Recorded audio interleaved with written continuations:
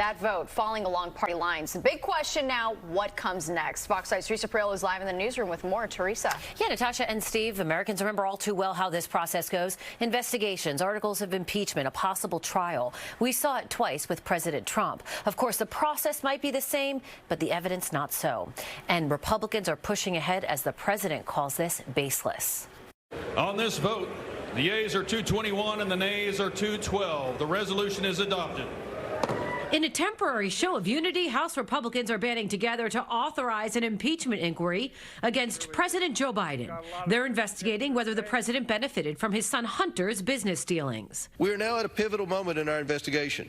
We will soon depose and interview several members of the Biden family and their associates about these influence peddling schemes. But so far, no evidence has been produced that suggests misconduct, a point senior Republicans are willing to admit. I have no evidence of it, and I'm going to just follow the facts where they are, and the facts haven't taken me to that point where I can say that the president's guilty of anything. Something Hunter Biden echoed on the steps of the Capitol Wednesday morning while openly defying a House subpoena. There's no evidence to support the allegations that my father was financially involved in my business because it did not happen.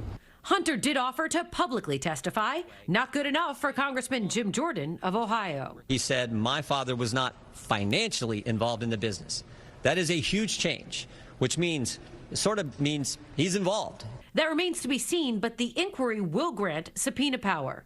Here's political analyst David Birdsell. The question is, what is the predicate for this investigation? An impeachment is supposed to follow on evidence of high crimes and misdemeanors.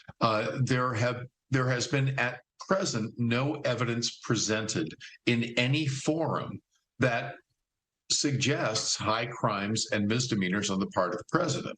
So the question is, what is it that this newly impaneled group gets to do? As we saw with President Trump's impeachments, the panel will be bipartisan. And like Trump, it is highly unlikely President Biden will make it before the committee to share his side of the story.